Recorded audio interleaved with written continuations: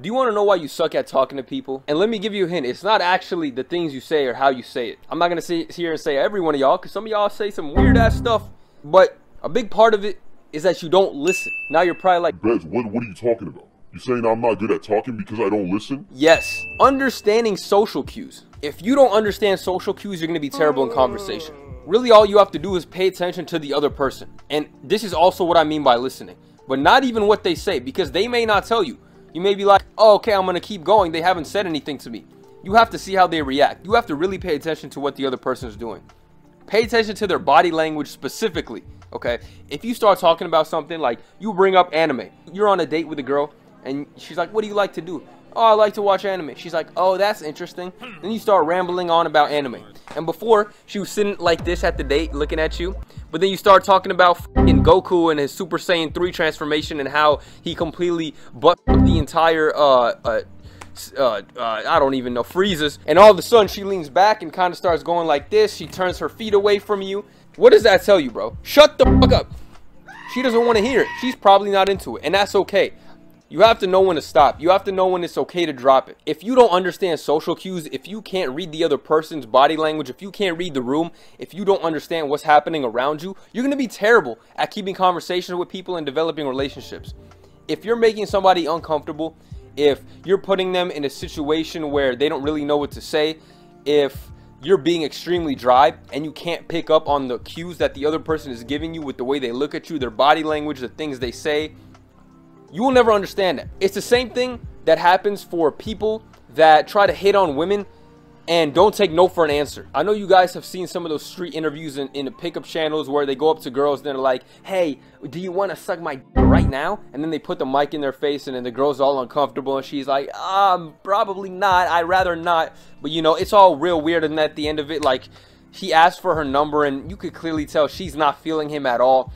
And they're just oblivious to what's going on right now. They think that just because the girl got a camera and a mic in her face, she's going to be down for whatever. And that the guy think he looks somewhat attractive. No, she's not messing with you. She's trying to walk away. She was just trying to hang out with her friend, you know, or be out at the bar, hanging fun, not trying to interact with you, you interviewing her, asking her some weird personal questions. You don't even know her. Like, pick up on these social cues. It's better to be a little more reserved and to kind of keep things to yourself and tread lightly than to overshare, overtalk, you know, overexert your personality and just make the other person extremely uncomfortable.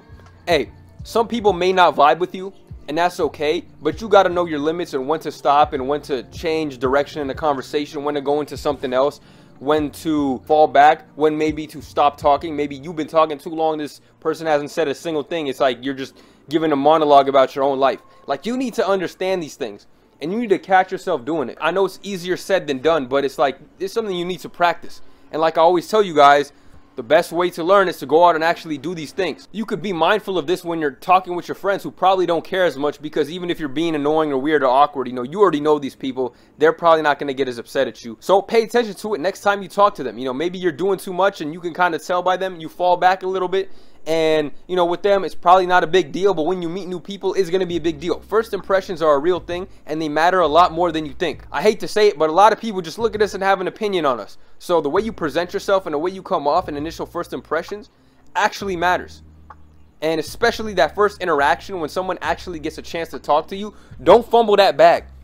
Don't fumble that bag and mess up your chances with this person to have a friendship or relationship with them, or just a good interaction with them, because you're being weird or not being able to read social cues or how this person is reacting to what you're saying.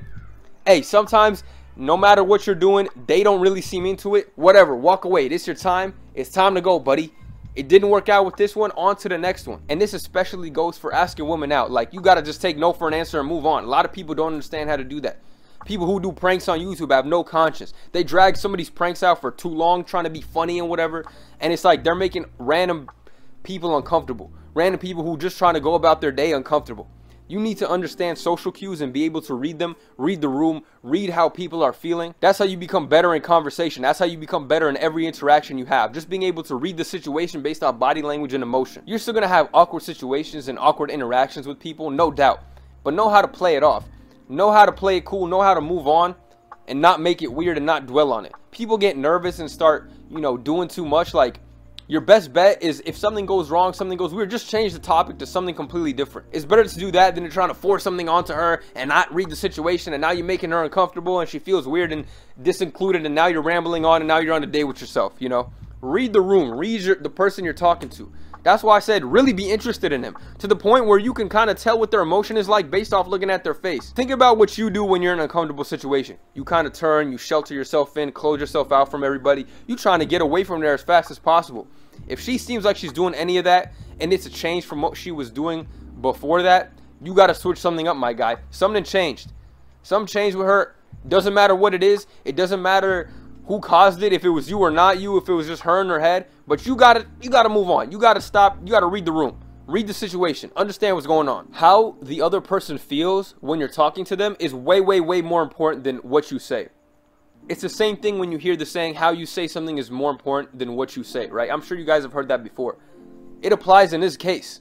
And I'm not talking about tonality of voice, even although that does matter, and that's kind of like a whole separate video in and of itself. But it's like, how do they feel when you're talking to them? Are you making them uncomfortable? Are you dragging things on for too long? Is the conversation unpleasant? Are you talking about a bunch of negativity, bringing out stress in them? Read the situation. Are you talking about a sensitive topic? If she mentions to you that her dog died, stop asking questions about her dog. She's probably not very happy to talk about that, and it brings her grief, and maybe she's not ready to talk about that. Think about this, bruv.